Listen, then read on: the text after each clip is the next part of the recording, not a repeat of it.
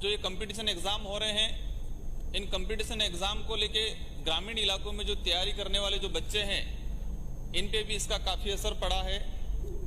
तो उसी से जुड़ा हुआ मैं इस विषय पे आऊं उससे पहले हमारे अनुसूचित क्षेत्र के अंदर अभी हाल ही पूरे राज्य में हालांकि कंप्यूटर अनुदेशक की भर्ती हुई और इस भर्ती में हमारा अनुसूचित क्षेत्र के 888 पद थे और 888 पद में से सिर्फ 196 पदों पे ही लड़के पात्र हुए, बाकी 700 पद खाली गए।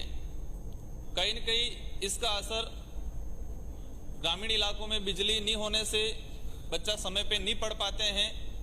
तो मेरा आपसे अनुरोध है सरकार से कि कंप्यूटर अनुदेशक की जो भर्ती हुई उसमें अनुसूचित क्षेत्र के लिए शीतलता प्रदान की जाए, जो एक पात्रता का जो दायरा किया गया है उसको कम करते हुए जो बाद में जो मेरिट में आ रहे हैं उन बच्चों को लिया जाए।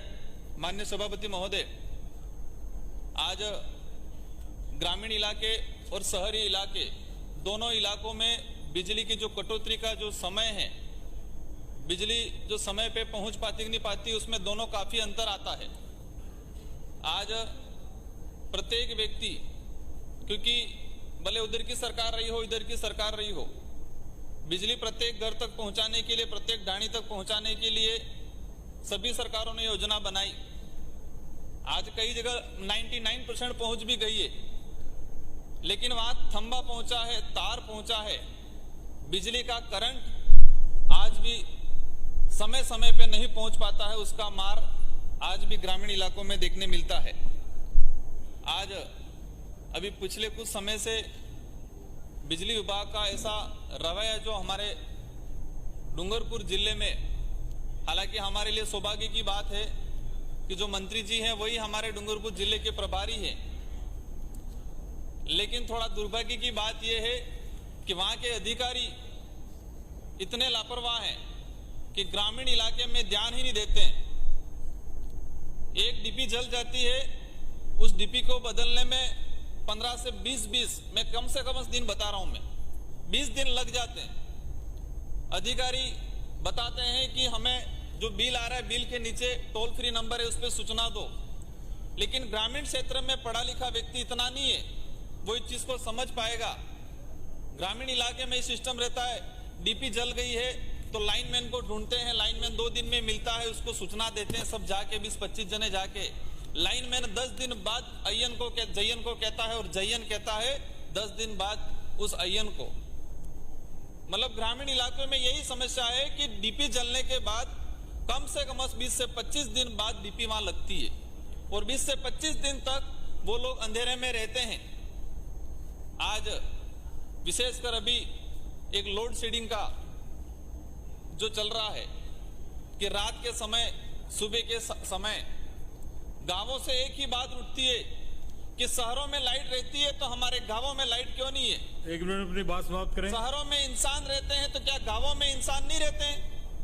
शहरों में समय समय पे लाइट रहती है और गांवों में लाइट नहीं रहती है। गांवों में स्थिति ये बनी हुई है, शाम का समय होता है, खाना बनाने का समय होता है, बच्चों के कंपटीशन एग्जाम के पढ़ने का जो समय होता है, उसी समय के दौरान बिजली की कटौती होती है। सुबह स्थिति ये बनती है, जो परिवार है अपनी दिनचर्या चलाने के लिए पानी भरने जाता है और सुबह 6-7 बजे कटौती हो जाती है। तो मैं आपके माध्यम से मंत्री महोदय से निवेदन करना चाहूंगा कि डूंगरपुर पूरे जिले के अंदर बिजली कटौती का जो चल रहा है उसमें ग्रामीण इलाके और शहरी इलाके में जो भेदभाव किया जा रहा है उस भेदभाव को कम किया जाए और समय पे बिजली दी जाए।